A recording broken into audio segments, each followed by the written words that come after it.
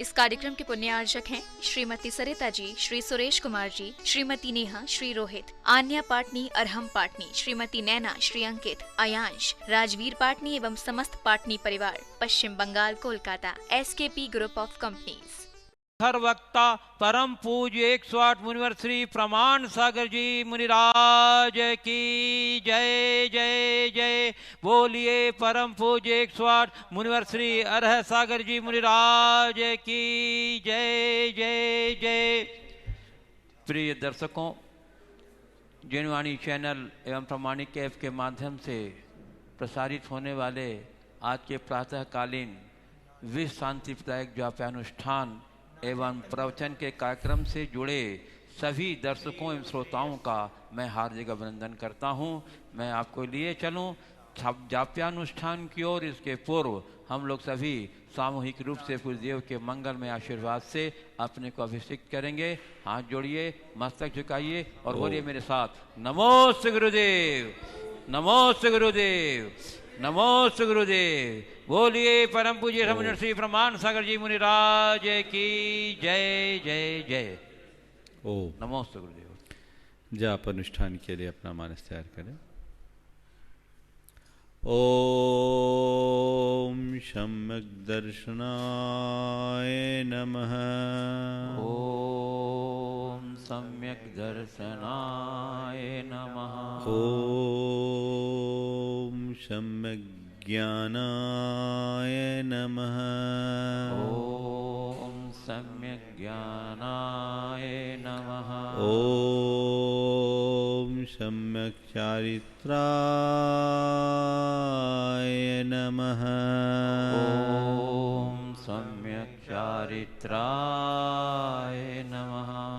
ओम ह्रीं जगत शांतिकराय श्री शांतिनाथाय नमः। सर्वोपद्रव शांतिम कुरु कुरु स्वाहा। ओम ह्रीं जगत शांतिकराय श्री शांतिनाथाय नमः। सर्वोपद्रव शांतिं कुरु कुरु स्वाहा। ओम ह्रीं जगत शांतिकराय श्री शांतिनाथाय नमः। सर्वोपद्रव शांतिं कुरु कुरु स्वाहा। ओम ह्रीं जगत शांतिकराय श्री शांतिनाथाय नमः। सर्वोपद्रव शांतिं कुरु कुरु स्वाहा। ओम ह्रीं जगत शांतिकराय श्री शांतिनाथाय नमः। सर्वोपद्रव शांतिं कुरु कुरु स्वाहा। ओम ह्रीं जगत शांतिकराय श्री शांतिनाथाय नमः। सर्वोपद्रव शांतिं कुरु कुरु स्वाहा। ओम ह्रीं जगत शांतिकराय श्री शांतिनाथाय नमः। सर्वोपद्रव शांतिं कुरु कुरु स्वाहा। ओम ह्रीं जगत शांतिकराय श्री शांतिनाथाय नमः। सर्वोपद्रव शांतिं कुरु कुरु स्वाहा। ओम ह्रीं जगत शांतिकराय श्री शांतिनाथाय नमः। सर्वोपद्रव शांतिं कुरु कुरु स्वाहा। ओम ह्रीं जगत शांतिकराय श्री शांतिनाथाय नमः। सर्वोपद्रव शांतिं कुरु कुरु स्वाहा। ओम ह्रीं जगत शांतिकराय श्री शांतिनाथाय नमः। सर्वोपद्रव शांतिं कुरु कुरु स्वाहा। ओम ह्रीं जगत शांतिकराय श्री शांतिनाथाय नमः। सर्वोपद्रव शांतिं कुरु कुरु स्वाहा। ओम ह्रीं जगत शांतिकराय श्री शांतिनाथाय नमः। सर्वोपद्रव शांतिं कुरु कुरु स्वाहा। ओम ह्रीं जगत शांतिकराय श्री शांतिनाथाय नमः। सर्वोपद्रव शांतिं कुरु कुरु स्वाहा। ओम ह्रीं जगत शांतिकराय श्री शांतिनाथाय नमः। सर्वोपद्रव शांतिं कुरु कुरु स्वाहा। ओम ह्रीं जगच्छान्तिकराय श्री शान्तिनाथाय नमः। सर्वोपद्रव शान्तिं कुरु कुरु स्वाहा। ओम ह्रीं जगच्छान्तिकराय श्री शान्तिनाथाय नमः। सर्वोपद्रव शान्तिं कुरु कुरु स्वाहा। ओम ह्रीं जगच्छान्तिकराय श्री शान्तिनाथाय नमः। सर्वोपद्रव शान्तिं कुरु कुरु स्वाहा।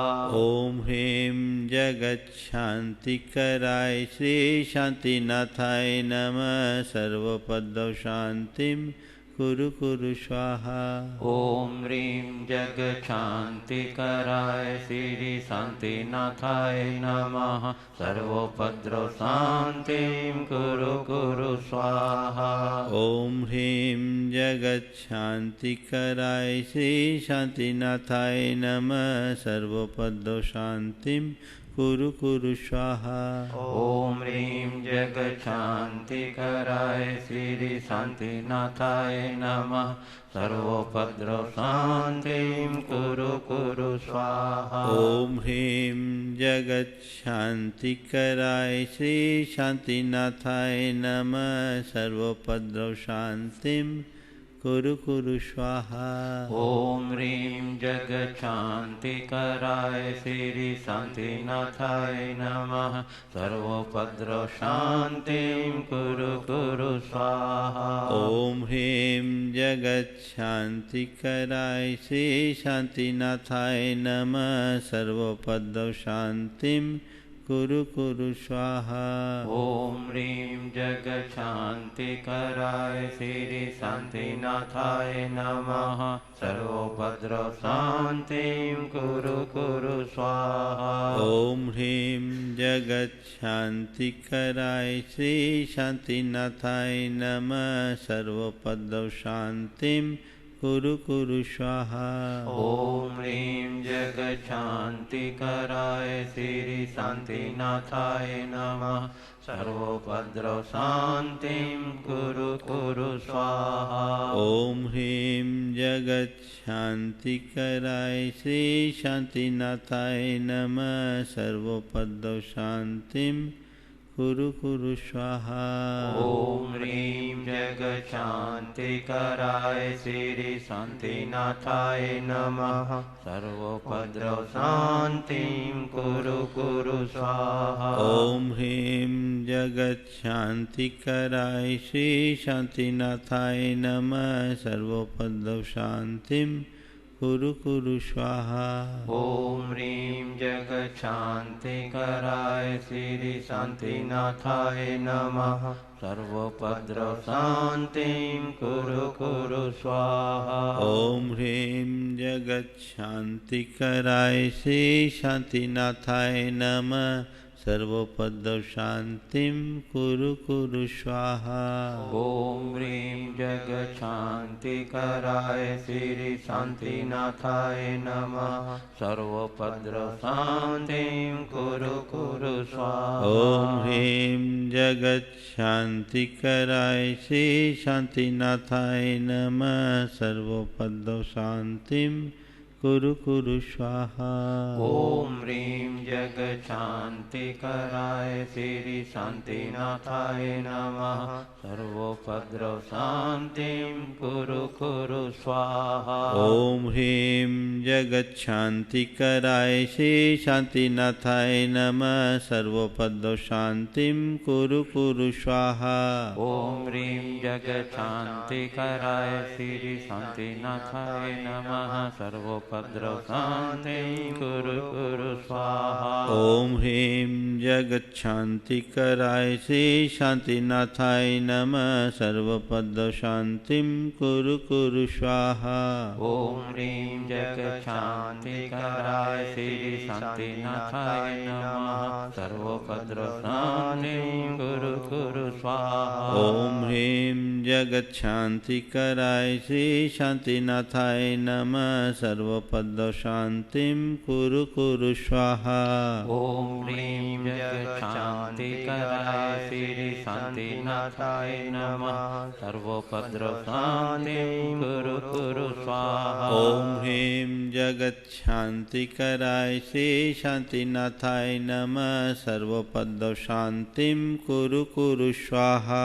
ओम ह्रीं जगत शांतिकराय श्री शांतिनाथाय नमः सर्वोपद्रव शांतिं कुरु कुरु स्वाहा। ओम ह्रीं जगत शांतिकराय श्री शांतिनाथाय नमः सर्वपद शांतिं कुरु कुरु स्वाहा। ओम ह्रीं जगत शांतिकराय श्री शांतिनाथाय नमः सर्वोपद्रव शांतिं कुरु कुरु स्वाहा। ओम ह्रीं जगत शांतिकराय श्री शांतिनाथाय नमः सर्वपद शांतिं कुरु कुरु स्वाहा। ओम ह्रीं जगत शांतिकराय श्री शांतिनाथाय नमः सर्वोपद्रव शांतिं कुरु कुरु स्वाहा। ओम ह्रीं जगत शांतिकराय श्री शांतिनाथाय नमः सर्वपद शांतिं कुरु कुरु स्वाहा।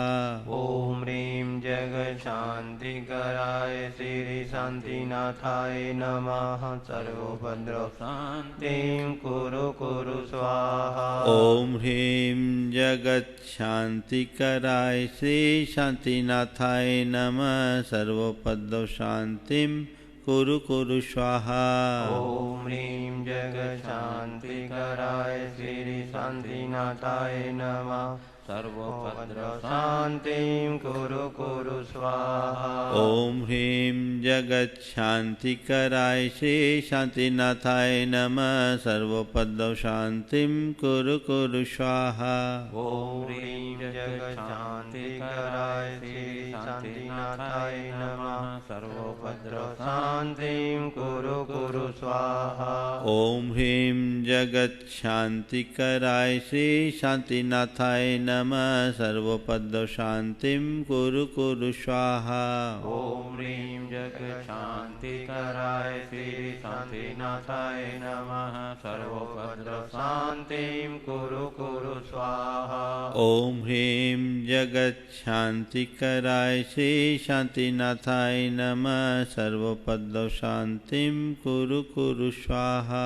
ओम ह्रीं जगत शांतिकराय श्री शांतिनाथाय नमः सर्वोपद्रव शांतिं कुरु कुरु स्वाहा। ओम ह्रीं जगत शांतिकराय श्री शांतिनाथाय नमः सर्वपद शांतिं कुरु कुरु स्वाहा।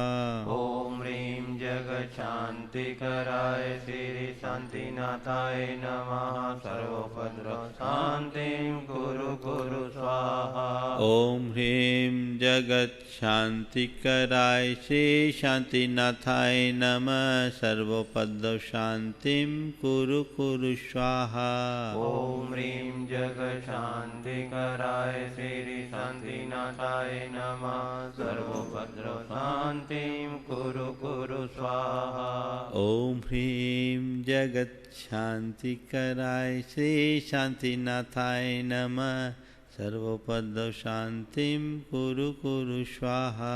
ओम ह्रीं जगत शांतिकराय श्री शांतिनाथाय नमः सर्वोपद्रव शांतिं कुरु कुरु स्वाहा। ओम ह्रीं जगत शांतिकराय श्री शांतिनाथाय नमः सर्वपद शांतिं कुरु कुरु स्वाहा।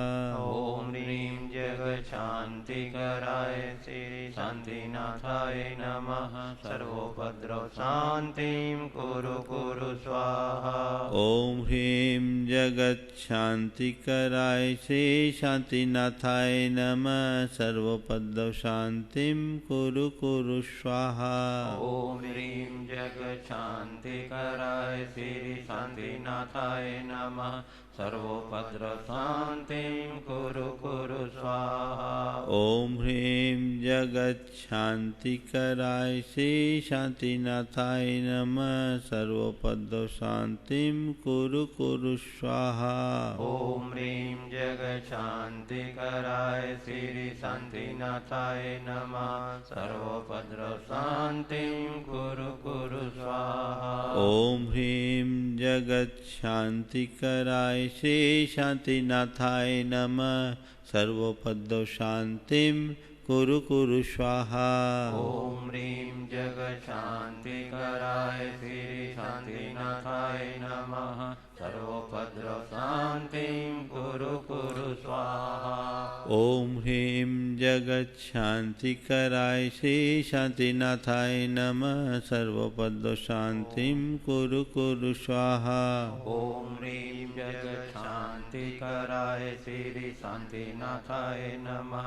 सर्वोपद्रव शान्तिं कुरु कुरु स्वाहा ओम ह्रीं जगच्छान्तिकराय श्री शान्तिनाथाय नमः सर्वोपद्रव शान्तिं कुरु कुरु स्वाहा ओम ह्रीं जगच्छान्तिकराय श्री शान्तिनाथाय नमः सर्वोपद्रव शान्तिं कुरु कुरु स्वाहा ओम ह्रीं जगच्छान्तिकराय श्री शान्तिनाथाय नमः सर्वोपद्रव शान्तिं कुरु कुरु स्वाहा ओम ह्रीं जगच्छान्तिकराय श्री शान्तिनाथाय नमः सर्वोपद्रव शान्तिं कुरु कुरु स्वाहा ओम ह्रीं जगच्छान्तिकराय श्री शान्तिनाथाय नमः सर्वोपद्रव शान्तिं कुरु कुरु स्वाहा ओम ह्रीं जगच्छान्तिकराय श्री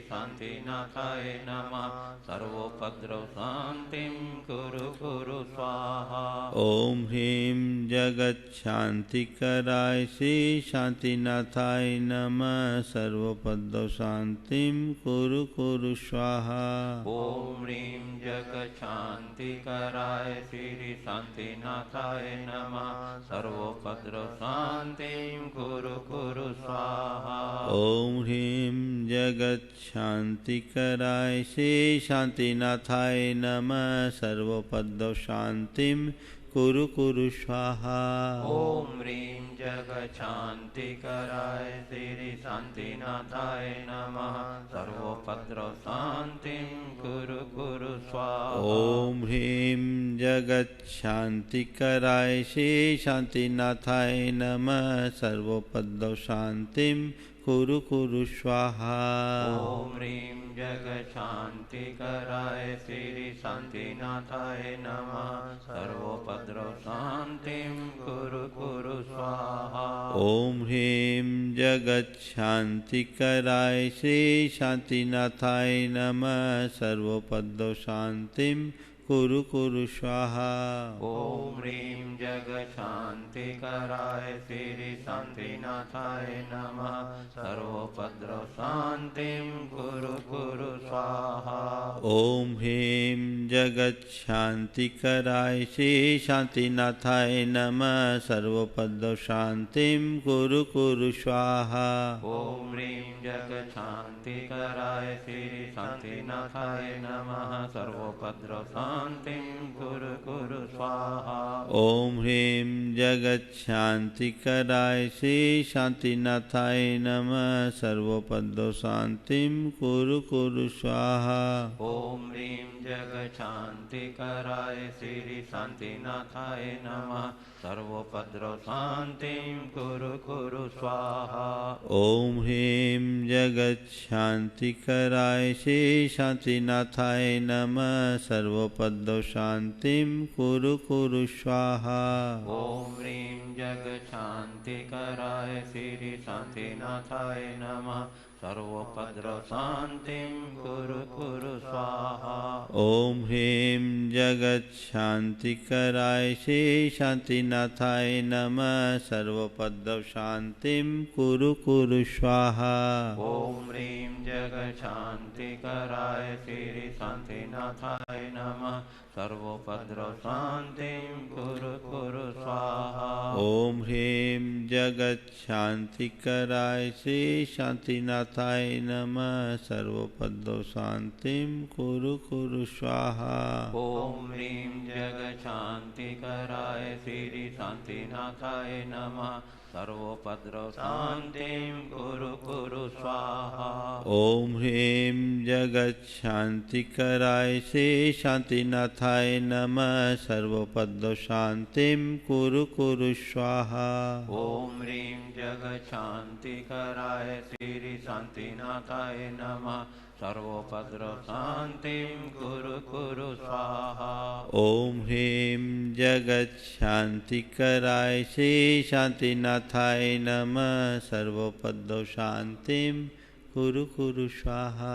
ओम ह्रीं जगत्शान्तिकराय श्री शान्तिनाथाय नमः सर्वोपद्रवशान्तिं कुरु कुरु स्वाहा। ओम ह्रीं जगत्शान्तिकराय श्री शान्तिनाथाय नमः सर्वोपद्रवशान्तिं कुरु कुरु स्वाहा। ओम ह्रीं जगत्शान्तिकराय श्री शान्तिनाथाय नमः सर्वोपद्रवशान्तिं कुरु कुरु स्वाहा।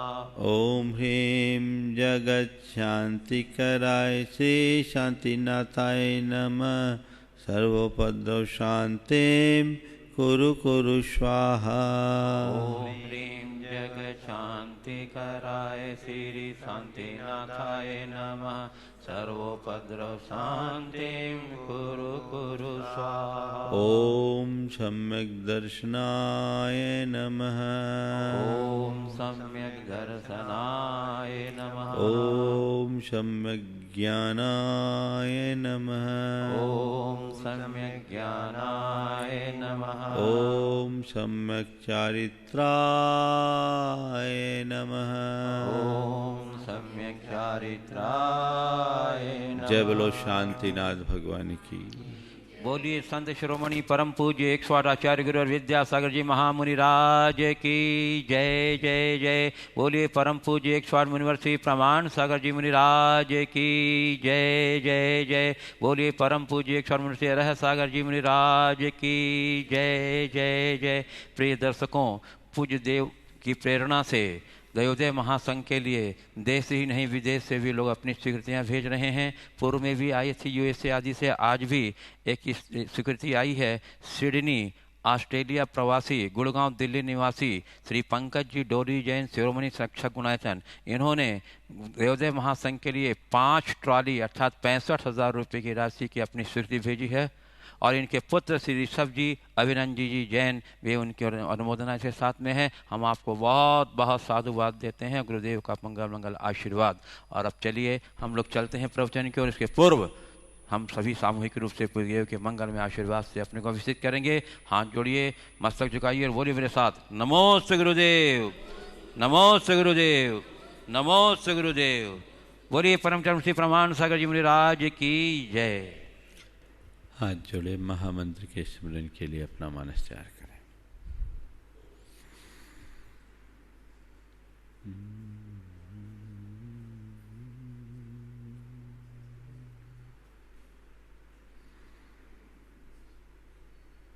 नमो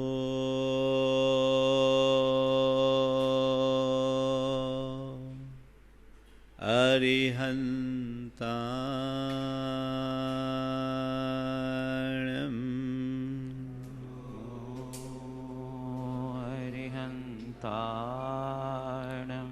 नमो सिद्धाणं नमो सिद्धाणं नमो आयर्याणं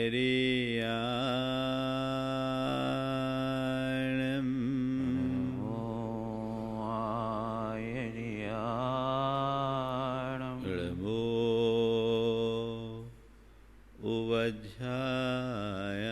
उवज्झायाणं नमो वज्झायाणं नमो लोये सव नमो लोये सवसाहुनम् एषो पंचेणमुयारो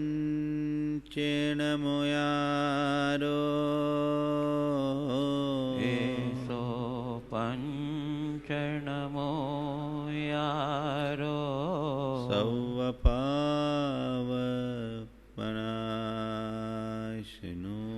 सवपावपनाशनो मंगलालं च सवेशिं मंगलाडं च सवेसिं पढ़मं होय मंगलम् पढ़मम होय मंगलम्। जय बोलो देवादिदेव 1008 श्री भगवान महावीर स्वामी की जय जय जय। अहिंसा परमो धर्म की जय जय जय। परम पूज्य आचार्य गुरुवर श्री विद्यासागर जी महाराज की जय जय जय। परम पूज्य 108 मुनिवर श्री प्रमाण सागर जी मुनिराज की जय जय जय। परम क्या मुनि श्री अरह सागर जी मुनिराज की जय जय जय। नमो। समता में सभी समस्याओं का समाधान है। जीवन में आगत प्रतिकूलताओं का हम जितनी समता से सामना करते हैं उतनी ही निराकुलता की अनुभूति होती है। कल मैंने बात विपत्ति, बीमारी, वियोग और विषमता में समता की थी। विपत्ति के संदर्भ में बहुत सारी बातें हुई। कई बार लोग कहते हैं कि महाराज ये सब चीजें सामान्य स्थितियों में बहुत अच्छी लगती है, लेकिन जब ऐसी परिस्थितियों का सामना करना पड़ता है तो मन टूट जाता है। अनुकूलता में अपने मन को अनुकूल बनाए रखने में कोई उपलब्धि नहीं। बड़ी बात तो तब है जब वैसे सिचुएशन में हम अपने इमोशन पर नियंत्रण रखें। प्रतिकूलताओं में अपनी अनुकूलता बनाए रखें। स्वस्थ व्यक्ति अपनी क्षमता का परिचय दे तो बहुत बड़ी बात नहीं है, लेकिन अस्वस्थता, लंबे समय से बीमारी को भोगते हुए कोई क्षमता का परिचय दे तो ये एक बड़ी तपस्या है। आज बात मुझे बीमारी की करनी है। इस समय बीमारी का बड़ा खौफ है। बीमारी तो हर मनुष्य को किसी न किसी रूप में है। मनुष्य क्या, संसार के हर प्राणी में बीमारी है। जन्म, जरा और मृत्यु का रोग तो सबके साथ लगा हुआ ही है। लेकिन अगर हम दैहिक बीमारी की बात करें तो भी कहा जाता है जितने शरीर में जितने रोम हैं उतने रोग हैं। शरीरम व्याधि मंदिरम। शरीर तो बीमारी का घर है। अंतर केवल इतना होता है, किसी की बीमारी उभर कर बाहर प्रकट हो जाती है तो किसी की बीमारी अंदर दबी रहती है। जब तक बीमारी भीतर दबी रहती है हमें कुछ फर्क नहीं पड़ता, लेकिन जब बीमारी उभर करके सामने आ जाती है तो बड़ी परेशानी होती है। महाराज, परेशानी होना तो स्वाभाविक है। जब शरीर रोगाक्रांत हो जाता है तो हमारी सारी एक्टिविटीज प्रभावित हो जाती है, अशक्तता के शिकार हो जाते हैं और कई तो ऐसी जानलेवा बीमारी होती है जिन पर ध्यान न दिया जाए तो प्राणों का संकट आ पड़ता है। आप कह रहे हैं बीमारी में क्षमता रखो तो क्या करें? कोई बीमारी आए, कोई चिकित्सा न कराएं, कोई इलाज न कराएं और मौत के मुंह में समा जाएं। मैं ये उपदेश आपको नहीं दे रहा हूं। मैं आपसे केवल इतना कह रहा हूं कि बीमारी हो तो बीमारी की चिकित्सा करो, और इससे पहले कि बीमारी हो उसकी चिकित्सा करो, उसके पूर्व इतनी सावधानी रखो कि बीमारी से ग्रसित ही ना हो। पहला प्रयास, अपनी दिनचर्या, अपनी जीवन शैली इस प्रकार की बनाइए कि जल्दी से आप किसी बीमारी के शिकार ही न हो। नियमित दिनचर्या हो, व्यवस्थित आहार विहार हो, हमारी प्रवृत्ति यदि संयत हो, खान पान ठीक हो, तो हमारी रोग प्रतिरोधक क्षमता बढ़ती है, और जिसकी रोग प्रतिरोधक क्षमता बढ़ती है, जिसकी इम्यूनिटी पावर स्ट्रांग होती है, उसके लिए जल्दी से कोई बीमारी हावी नहीं होती। तो ये पहला पक्ष है। आज के समय में भी सरकार आपको यही हिदायत दे रही है, अपनी इम्यूनिटी को स्ट्रांग बनाइए। अपने आहार विहार में उन सब चीजों का समावेश कीजिए जो आपको अपने अंदर से मजबूत बनाए। ऐसे एक प्रकृति का गुण है कि शरीर में कोई रोग होता है तो उस रोगों की लड़ने से क्षमता शरीर के भीतर खुद होती है, लेकिन जब तक वो शरीर की क्षमता ठीक रहती है, रोग होने के बाद भी उस पर विजय पा लेते हैं, और क्षमता कमजोर हो जाती है तो छोटे से छोटे रोग में भी व्यक्ति बेहाल हो जाता है। तो पहली बात कि बीमारी हो ही नहीं, लेकिन पर्याप्त सावधानी रखने के उपरांत भी बीमारी हो जाए तो क्या करें? इलाज कराओ। महाराज इलाज भी करा रहे हैं, पर बीमारी में दवा न लगे तो क्या करें? वेदना सही न जाए तो क्या करें? है ना, ये एक बड़ी समस्या है। प्राय लोग इस तरह के बीमारी से ग्रसित होते हैं, इलाज कराते हैं, उनका इलाज काम नहीं करता तो अंदर से टूट जाते हैं, और देखने में ये आता है कि वे तन से जितने ज्यादा बीमार हैं उससे ज्यादा मन से बीमार हो जाते हैं। बीमारी की घड़ी में क्षमता रखने का मतलब ये नहीं कि आप बीमारी के प्रति लापरवाह हो जाओ। बीमारी के प्रति क्षमता रखने का मतलब केवल इतना है कि बीमारी के प्रति जागरूक रहो, बीमारी को सहो, हाय हाय मत करो, चिकित्सा कराओ। लेकिन चिकित्सा कराने मात्र से सब कुछ ठीक नहीं होता। 4 बातें आज आप सबसे मैं कहूंगा बीमारी की घड़ी में अपने मन में समता और स्थिरता लाने के लिए। सबसे पहली बात, धैर्य रखें, पेशेंस रखें। कोई भी बीमारी एक दिन में आती नहीं तो एक दिन में जाती भी नहीं। अगर कोई बीमारी ने आपको जकड़ लिया है तो आप इलाज कराइए, अच्छा इलाज कराइए, साथ साथ पथ्य और परहेज का भी ध्यान रखिए। लेकिन ये मान करके चलिए बीमारी आई है तो जितना समय उसको चाहिए उतना समय ले करके ही जाएगी। वो समय मांगती है, दीजिए, अधीर मत होइए। लोग थोड़े थोड़े सी परेशानी में अधीर हो उठते हैं। मैं अक्सर कहता हूं, कोई भी बीमारी हो तो संतोष बटी खाइए, तत्काल आराम पाइए। मैं 1987 से 1999 तक प्रायः बीमार रहा। इन 12 वर्षों में साल में कम से कम 10 बार तो 8 बार तो मलेरिया आ ही जाता था। इसी बीच 2 बार टाइफाइड हुआ। आपके सागर में भी 1 बार टाइफाइड हुआ 1997 में। इसके साथ पीलिया हुआ, साइनस हुआ, पैर फ्रैक्चर हुआ, दंतसूल हुआ, किडनी में स्टोन की प्रॉब्लम हुई, न जाने क्या क्या हुआ। 87 से लेकर 99 तक कुछ न कुछ लगा ही रहता था। 1993 में गुरु चरणों में चातुर्मास हुआ रामटेक में।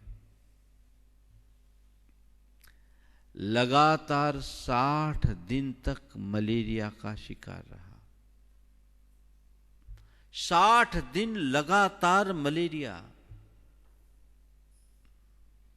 अब मलेरिया है, मलेरिया इलाज हो रहा है, लेकिन एक दिन में तो बीमारी जाती नहीं। अब लगे तब लगे। उस घड़ी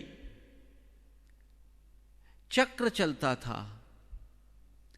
आज 9 बजे बुखार आया तो कल 10 बजे आएगा, फिर 11 बजे आएगा, फिर 12 बजे आएगा, फिर 1 बजे आएगा। ओम। ये चक्र निरंतर चलता रहता था। और मैं क्या सोचता था, बुखार आया है, बुखार आने के पहले आभास हो जाता। मैं लोगों से कहता कि मेरा साथी आ रहा है। गुरुदेव ने कहा था उसको अपना दोस्त बना लो। मैं कहता था भैया अब मेरा साथी आ रहा, आप लोग जाओ, मैं कमरे में बंद हो जाता था। घंटा भर 1.5 घंटा कड़ाके की ठंड लगती, फिर शरीर में टेम्परेचर चढ़ता। वो टेम्परेचर चढ़ने में गर्मी लगती, 2, 3, 4 घंटे तक वो गर्मी बनी रहती। फिर धीरे धीरे पसीना आना शुरू होता। घंटे 2 घंटे में वो बुखार उतरता और उतर के 99 के आसपास आ जाता। 24 घंटे में लगभग 18 से 20 घंटे तक बुखार रहता, फिर नॉर्मल होता। ये एक फिल्म सी मेरी चलती। और मैं यही सोचता था कि अभी ऐसा हुआ, अब ऐसा होगा, अब ऐसा होगा, अब ऐसा होगा, जाएगा। इस बीच हमने अन्न भी छोड़ दिया गुरुदेव के कहने से। 14 किलो वजन मेरा कम हुआ। ठीक है, चल रहा था। एक रोज बुखार आधा घंटा बिफोर आ गया और चौके में आहार लेते ही आ गया। आहार के मध्य तेजी से बुखार आया और जो भी लिया सब उल्टी में बाहर निकल गया। उस वर्ष बारिश हुई नहीं थी, टेम्परेचर बहुत ज्यादा था और उसी दिन मुझे 107 फीवर आ गया। मैं बेसुध पड़ा था। गुरुदेव को पता लगा, वे मेरे कक्ष में आए। बुखार आने पर मेरे ऊपर लोगों ने चटाइयां डाल रखी थी। गुरुदेव आए, चटाई हटा के उनने मेरे सिर पर हाथ रखा। उनके स्पर्श के आभास से मैं कुछ चैतन्य सा हुआ। देखा सामने गुरुदेव, हड़बड़ा कर उठ कर बैठा, उनको प्रणाम किया। थोड़ी देर बैठ करके उपचार संबंधी बातचीत करने के बाद उन्होंने कुल इतना कहा, समय सार याद है ना? मैंने कहा जी। समय सार याद है ना? मैंने कहा जी। गुरुदेव चले गए। मुझे ब्रह्मचारियों ने चटाई और ओढ़ा दिया। मैं लेटा और अपने में खोया, अपने में खोया, अपने चिंतन में खोया। ठीक है, बुखार है, जाएगा, तन को बुखार है, मेरी आत्मा को तो बुखार नहीं। उस घड़ी भी ये अनुभूति थी। आप सुन करके आश्चर्य करोगे, 15 मिनट के बाद मेरे शरीर में पसीना आना शुरू हुआ और मैं पसीने में लथपथ। घंटे भर बाद मेरा टेम्परेचर लिया, 99 आ गया। 160 टेम्परेचर डाउन होकर 99। ड्रिप लगाने पर भी टेम्परेचर इतनी जल्दी कंट्रोल नहीं होता। हालांकि ये रोज का क्रम था। बुखार चढ़ता था, पीक पर जाता था, फिर धीरे धीरे उतरता था, 2-3 घंटे लगते थे। लेकिन उस दिन जितनी तेजी से चढ़ा उतनी तेजी से उतर गया। बुखार जब 99 हुआ गुरुदेव के दर्शन के लिए गया, बोले क्यों बुखार उतर गया? बोले उतर गया। बोले कैसे? बोले आपके प्रताप से। तब उन्होंने एक बात कही थी कि उपयोग की धारा बदल लेने से अशुभ भी शुभ में परिवर्तित हो जाता है। यह बहुत बड़ा सूत्र है।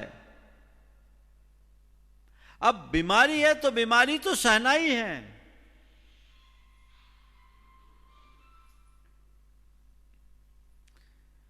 वेदना पूर्वक सहो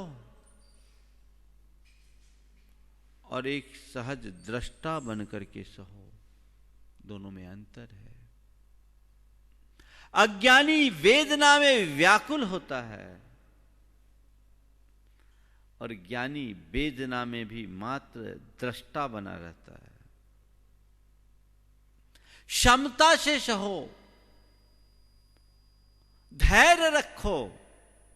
ठीक है, मेरी बीमारी है, किसी दूसरे ने तो मुझे बीमार बनाया नहीं। बीमारी मेरी है, मुझे सहना है, धीरे धीरे ठीक होगा। ये पेशेंस मन में हो तो आपके ऊपर बीमारी हावी नहीं होगी। आप कर सकते हो कि नहीं? अधीर, अरे कुछ आराम नहीं लग रहा, आराम नहीं लग रहा, आराम नहीं लग रहा। लगेगा भाई, धीरे धीरे लगेगा, लगते से लगेगा। आकुलता होने से नहीं लगेगा। आप लोगों को कोई बीमारी होती है, हम लोगों को वही बीमारी होती है। आप 10 तरह का उपचार करके महीने भर में ठीक होते हैं और हम सामान्य उपचार से भी 4 दिन में फिट हो जाते हैं।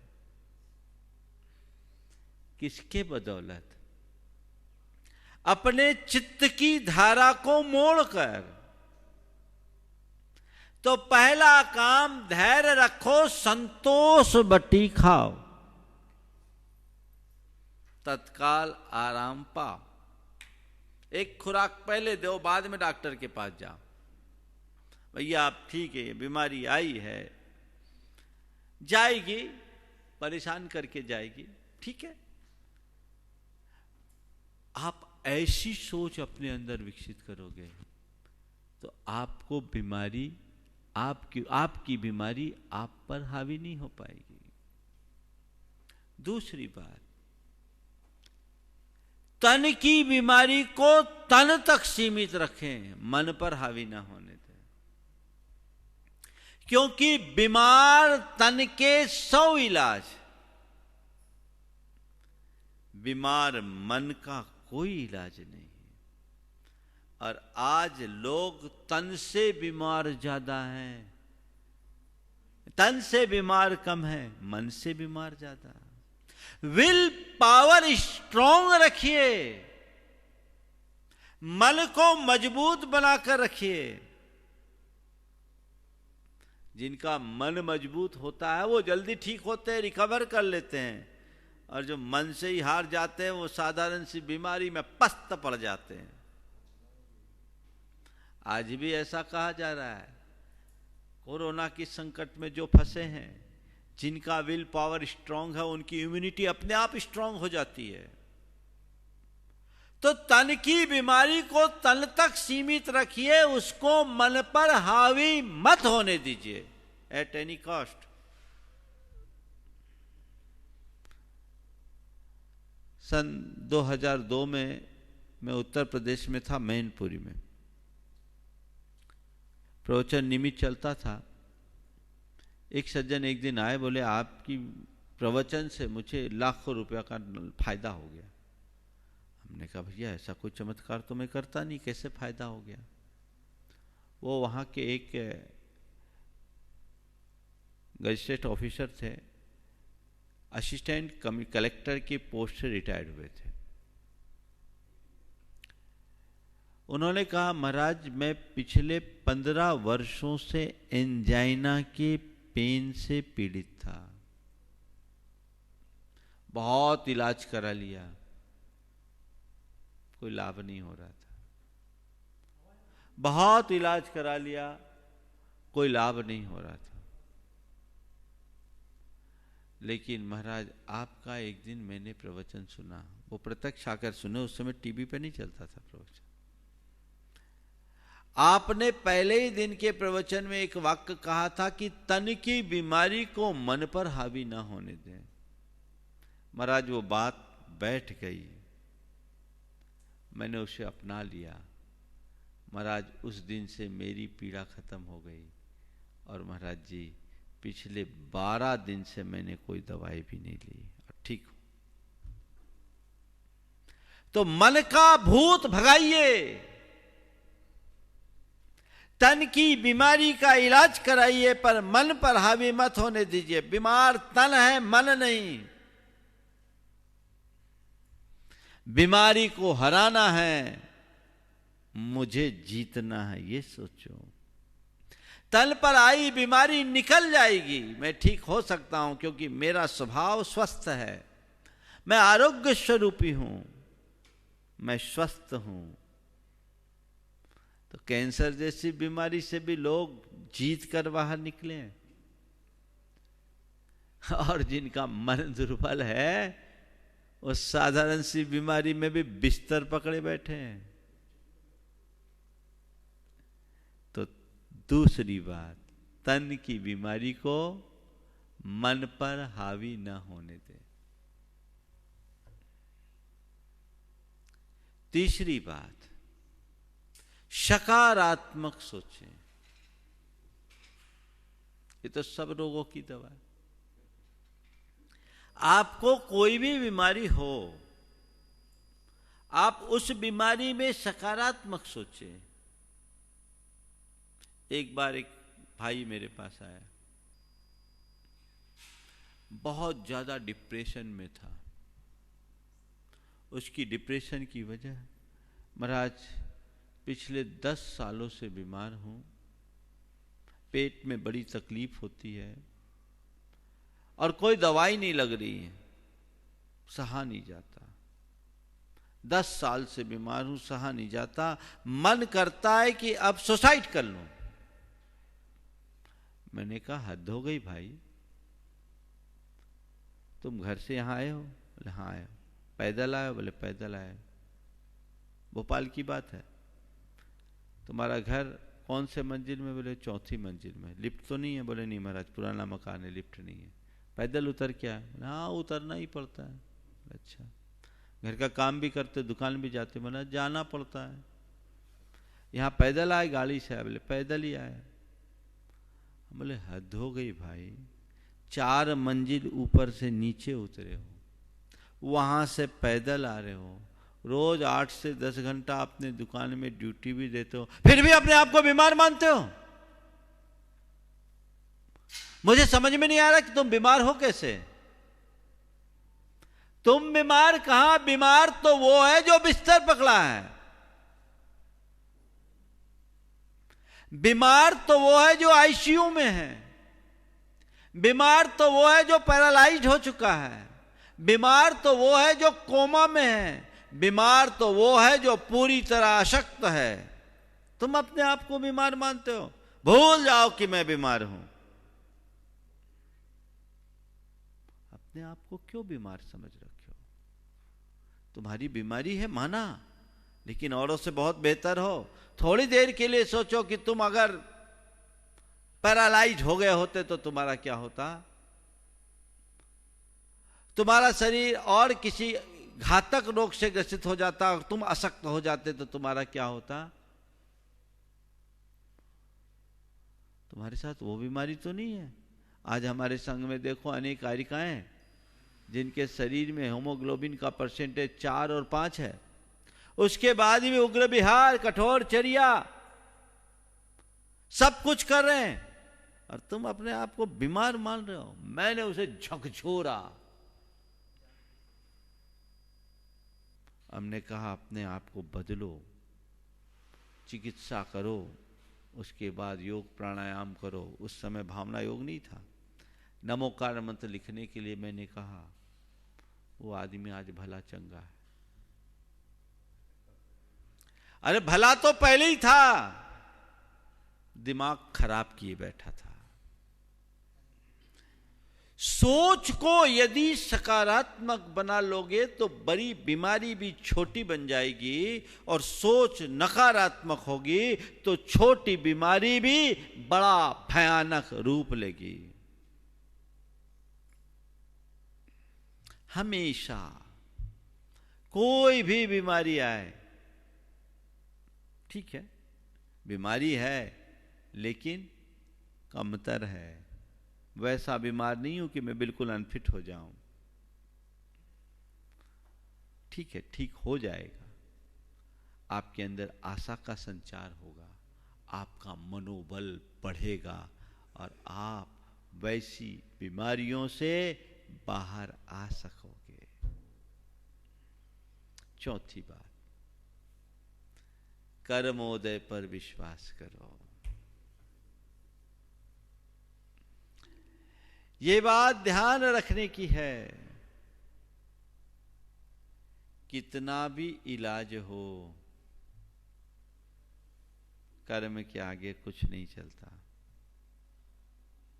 जीवन के यथार्थ पर भरोसा होना चाहिए। आत्मा में कोई बीमारी नहीं, और कर्म के उदय से बीमारी आई है तो कुष्ठी श्रीपाल भी ठीक हो गया था जब पुण्योदय था, और पापोदय आने से वो कामदेव भी कोढ़ी बन गया। ये तो संसार का खेल है। सनत कुमार चक्रवर्ती कामदेव था, पाप का उदय आया कोढ़ी बन गया। ये कर्म का चक्र है, चल रहा है चल रहा है चल रहा है। बीमारी तो एक बहाना है कर्मों के जाने का। एक दिन गुरुदेव ने बड़ी अच्छी बात कही थी। देखो, किसी के घर में कोई वर्षों से कब्जा जमाए होता है ना, उससे जब खाली कराना होता है और मजबूरी में उसे खाली करके जाना पड़ता है ना, तो घर का फर्नीचर भी वो उखाड़ करके जाता है ना, फर्नीचर भी वो उखाड़ करके जाएगा, यहां तक कि स्विच बोर्ड से भी छेड़छाड़ करके जाएगा। सहजता से नहीं जाता। हाँ, वो छेड़छाड़ करके जाएगा। तो भैया, तुम्हारी आत्मा में अनादि से कब्जा जमाया हुआ कर्म बिना करामात दिखाए थोड़ी जाएगा। वो कुछ उछल कूद करेगा, करामात दिखाएगा, वो खेल खिला कर जाता है। तो जब कोई चला जाता है तो क्या सोचा जाता है? अच्छा है पिंड छूटा, थोड़ी रोना रोते कि ये तोड़ फोड़ कर गया, चलो ठीक है, इस हमारी प्रॉपर्टी के आगे इसकी वैल्यू कुछ नहीं है। इसी तरह सोचना चाहिए, गया मेरा पिंड छूटा। कर्मोदय पर विचार करने से रोग को सहने की क्षमता आती है। जिनका कर्मोदय पर विश्वास नहीं होता वो बड़े कमजोर बन जाते हैं। बीमारी होती है, वो एक अपेक्षा पाल लेते, पूरा घर मेरे साथ बैठे, खुद तो बीमारी से बीमार है और घर को परेशानी में डालेगा। नहीं, मेरा रोग है, मुझे सहना है, सह करके मुझे रोग को काटना है। मैं आप सबसे कहता हूं, जब भी बीमारी आए, पाप को भोगिए मत, पाप को काटिए। पापोदय से बीमारी आती है। ज्यादातर लोग पाप भोगते हैं। मैं आपसे कहता हूं, पाप भोगिए मत, पाप काटिए। पाप को भोगने में और पाप को काटने में क्या अंतर है? पाप को भोगने में और पाप को काटने में क्या अंतर है? केवल दृष्टि का अंतर है। आकुल व्याकुल होकर अपनी बीमारी को सहोगे तो पाप भोगना है, और कर्मोदय मानकर समता से स्वीकार करके सहोगे तो कर्म काटना है। क्या चाहते हो, कर्म को भोगना या कर्म को काटना? अनादि से कर्म को भोगते ही तो आ रहे हो। अपनी अज्ञानता के कारण कर्म को भोगते ही आ रहे हो। अब ज्ञान संपन्न दृष्टि आ गई, कर्म को काटो, यही तुम्हारी तपस्या है। 3 दिन पहले मैंने कहा था ना, भाई ने कहा कि यही मेरी तपस्या का निमित्त बन गया है। बीमारी भी तपस्या का निमित्त बन सकती है। तुम्हारे पास दृष्टि हो तो हर समस्या एक तपस्या है, और दृष्टि नहीं तो तपस्या भी समस्या है, जिंदगी समस्या है। तो कर्म को काटना है, कर्म को भोगना नहीं है। कर्मोदय आया है, जाएगा, धीरे धीरे जाएगा, सब ठीक हो जाएगा। और चलो, अब मैं असक्त हो गया, शरीर से कुछ तप नहीं कर सकता, मन से तो कर सकता हूं। यह भी निर्जरा का निमित्त है। जो लोग बीमारी से ग्रसित हैं उन सब से मैं कहना चाहता हूं, अपनी अंतरात्मा को जगा लो और इसे भी एक मौका बनाकर भुला लो। कर्म काटने का यह अवसर आया है। बीमारी भी वरदान बन जाएगी अगर तुम्हारे अंदर वैसी दृष्टि हो तो। सोच बदलो, आध्यात्मिक दृष्टि चाहिए। मेरे कर्म का उदय, ठीक है। मेरे संपर्क में एक डॉक्टर है, उन्होंने आकर कहा, महाराज मेरी बीमारी ने मुझे नास्तिक से आस्तिक बना दिया। मैंने कहा, भैया बीमारी का नास्तिकता से आस्तिकता का क्या संबंध? बोला, महाराज मैं परम नास्तिक था, मुझे धर्म वरम से कोई रुचि नहीं थी, कर्म पर मैं भरोसा नहीं करता था, मैं अपने कर्तव्य को ही कर्म मानता था। पर महाराज मुझे बहुमूत्र रोग हो गया, डायग्नोसिस कराया, कुछ निकले नहीं। 6 महीने से मैं प्रैक्टिस नहीं कर पाया, बहुत इलाज कराया, दवाइयां निरंतर चली, काम में नहीं आया। महाराज हार कर मैंने सारी दवाइयां बंद कर दी कि जब दवाई कुछ काम ही नहीं कर रही, दवाई खाने से क्या फायदा, अब जो होगा सो होगा। महाराज जी मैंने सारी दवाइयां बंद कर दी। 15-20 दिन में मुझे आराम लगना लगा, महीने भर बाद में पूरी तरह ठीक हो गया। तब मुझे विश्वास आया कि पुण्य और पाप भी कुछ होता है। तब मुझे इस बात पर भरोसा हुआ कि पुण्य और पाप भी कुछ होता है। दवाई तब लगेगी जब पुण्य का योग लगेगा। महाराज कर्म के लिए सब कुछ खेल है, पुण्य पाप से ही सब होता है, तो फिर तो इलाज नहीं कराए, दवाई नहीं लें। और फिर महाराज देखने में आता है कि दवाई खाने वाला जल्दी स्वस्थ हो जाता है, तो क्या दवाई पुण्य ले आता है? ये सवाल आता है कि बीमारी पाप से आती है और पुण्य से जाती है, तो दवाई का क्या रोल है ना? और इसी तरह बीमारी पाप से आएगी तो फिर संक्रमण का क्या रोल? मेरा संक्रमण, पाप का उदय होगा, संक्रमण होना होगा, हो जाएगा, हम क्यों डिस्टेंस मेंटेन करें, क्यों तालाबंदी करें?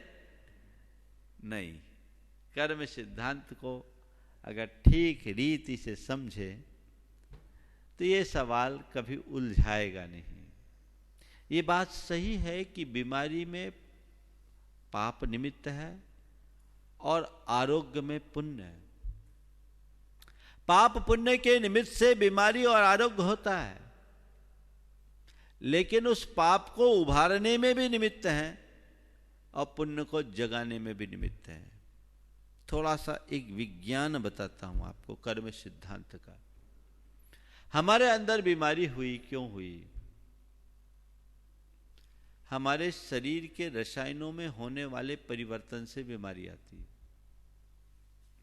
और शरीर के रसायनों में परिवर्तन कब आता है? जब हमारे कर्मों की केमिस्ट्री बिगड़ जाती है। अभी कर्मों की केमिस्ट्री को बिगाड़ने में बाहरी तत्व भी कारण बनते हैं।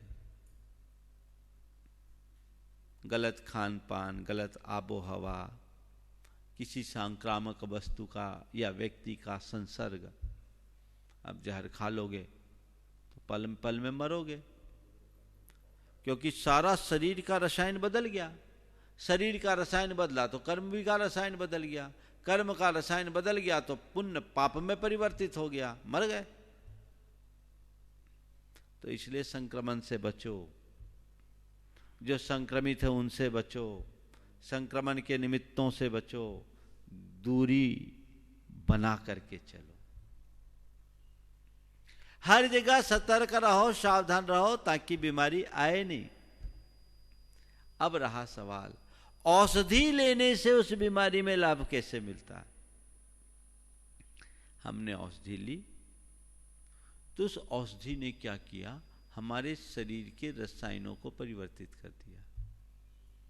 जिन रसायनों की कमी से बीमारी हो रही थी, हमने औषधि के माध्यम से उस प्रकार के रसायनों को अपने शरीर में डाल दिया। और वो रसायन जब अंदर गए तो अंदर की केमिस्ट्री बदली। अंदर की केमिस्ट्री बदली तो कर्मों की केमिस्ट्री बदली, क्योंकि कर्म और आत्मा का संबंध एक रासायनिक संबंध है। अब कर्मों की केमिस्ट्री बदलेगी तो पापोदय मंद होगा, पुण्योदय जागेगा, बीमारी भागेगी, आरोग्य मिलेगा। कितना सीधा सा सिस्टम है, इसमें कोई संशय की बात है क्या? तो यही चक्र है। पर महाराज, किसी किसी को तो दवाई तुरंत लग जाती, किसी को तो दवाई नहीं लगती। अरे दवाई तो बात की बात है, डायग्नोस ही नहीं होता। कई बार ऐसा होता है, साधारण सी बीमारी होती है और बड़ा बड़ा इलाज चलता रहता, पता ही नहीं लगता है। ये पाप है। पाप प्रगाढ़ होगा, कुछ भी पता नहीं लगने देगा। और पुण्य प्रबल होगा। परेशानी बड़ी थी, वेदना ज्यादा थी, इलाज कराने गए, जांच करने पर मालूम पड़ा बीमारी तो बड़ी साधारण है, एक टेबलेट में ठीक हो गए। पुण्य है ना। तो ये चक्र ऐसा चलता रहता है। इसलिए कभी बीमारी हो तो विचलित मत होइए, कर्म का उदय समझिए। परम पूज्य गुरुदेव 1987 में थुवोन जी में बड़े गंभीर रूप से बीमार पड़े। आप लोगों ने अनेक बार निकटता से देखा गुरुदेव को कई बार कितनी प्रकार की बीमारियां ग्रसित की है।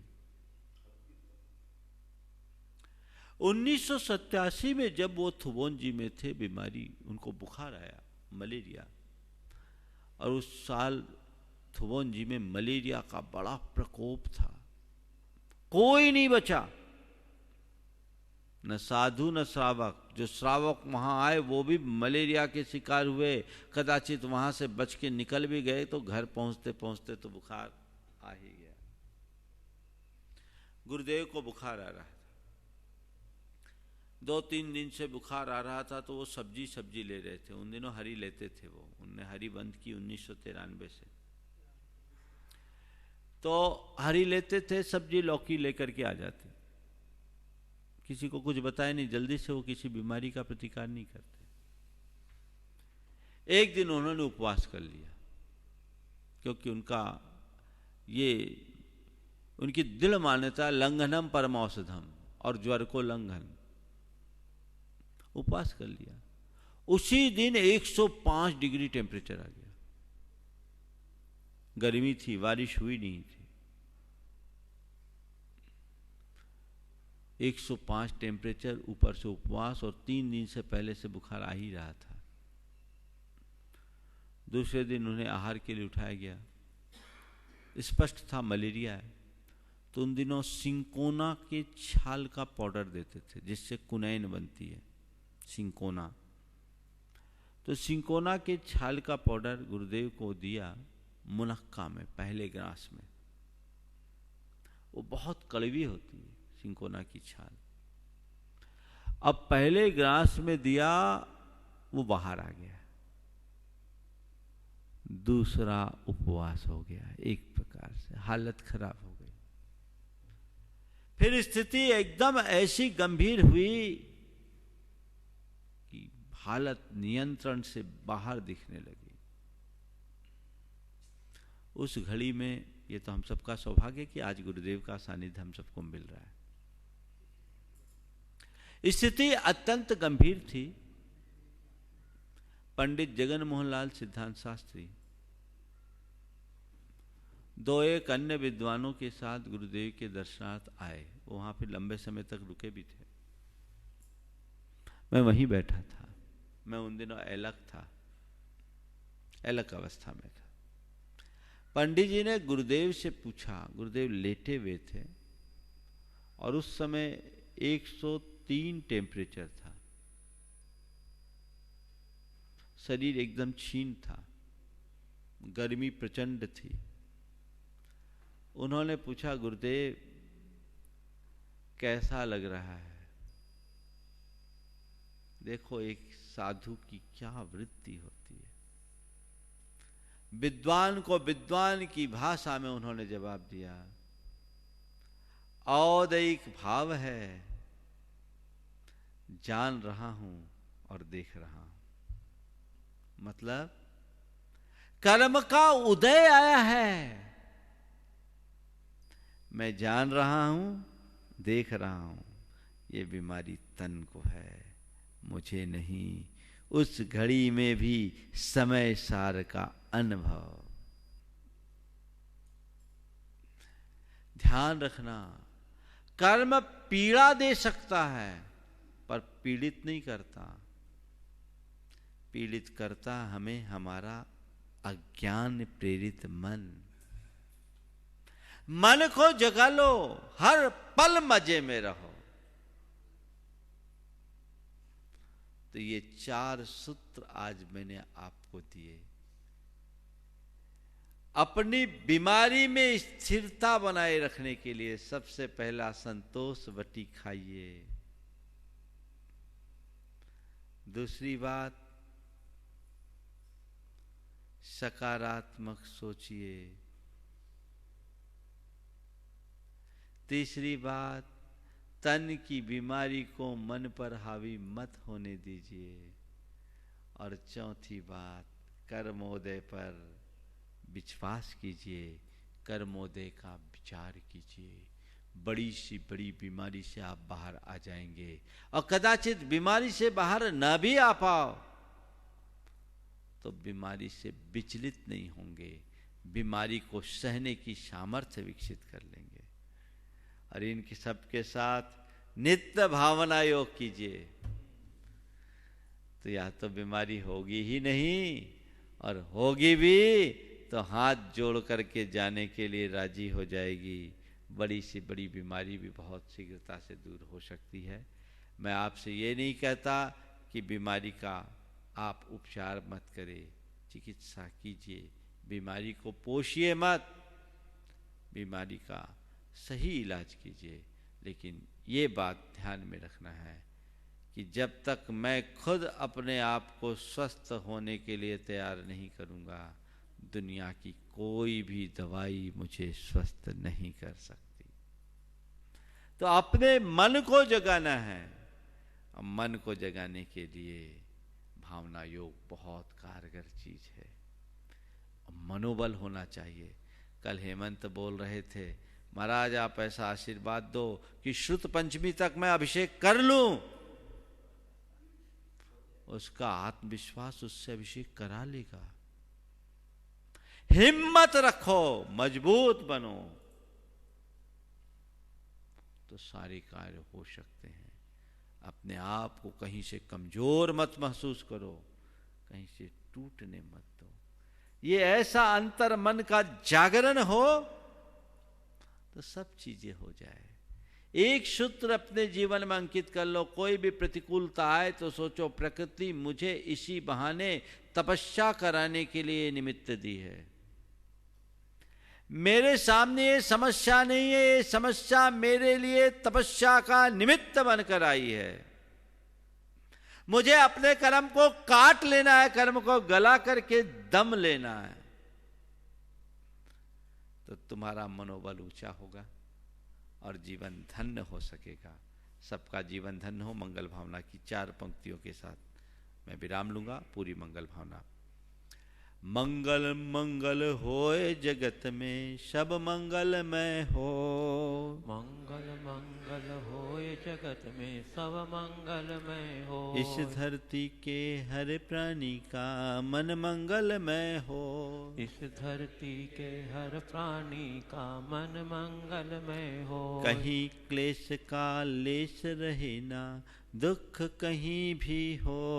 कहीं क्लेश का लेस रहे ना, दुख कहीं भी हो। मन में चिंता भय न सतावे, रोग शोक नहीं हो। मन में चिंता भय न सतावे, रोग शोक नहीं हो। नहीं बैर अभिमान हो मन में, क्षोभ कभी नहीं हो। नहीं बैर अभिमान हो मन में, क्षोभ कभी नहीं हो। मैत्री प्रेम का भाव रहे नित, मन मंगलमय हो। मैत्री प्रेम का भाव रहे नित, मन मंगलमय हो। मंगलमय हो प्रात हमारा, रात सुमंगल हो। मंगल में हो प्रात हमारा, रात सुमंगल हो। जीवन के हर पल हर क्षण की बात सुमंगल हो। जीवन के हर पल हर क्षण की बात सुमंगल हो। घर घर में मंगल छा जावे, जन जन मंगल हो। घर घर में मंगल छा जावे, जन जन मंगल हो। इस धरती का कन कन पावन ओ मंगलमय हो। इस धरती का कण कण पावन ओ मंगलमय हो। मंगल मंगल होए जगत में, सब मंगलमय हो। मंगल मंगल होए जगत में, सब मंगलमय हो। इस धरती के हर प्राणी का मन मंगलमय हो। इस धरती के हर प्राणी का मन मंगलमय हो। सब जग में मंगल बढ़े, सब जग में मंगल बढ़े। टले अमंगल भाव, टले अमंगल भाव। है प्रमाण की भावना, है प्रमाण की भावना। सब में हो सद्भाव। सब में हो सद्भाव। जय बोलो परम पूज्य आचार्य गुरुवर श्री विद्यासागर जी महाराज। बोलिए परम पूज्य 108 मुनि। इस कार्यक्रम के पुण्यार्चक थे श्रीमती सरिता जी, श्री सुरेश कुमार जी, श्रीमती नेहा, श्री रोहित, आन्या पाटनी, अरहम पाटनी, श्रीमती नैना, श्री अंकित, अयांश, राजवीर पाटनी एवं समस्त पाटनी परिवार, Paschim Bengal, Kolkata, SKP group of companies.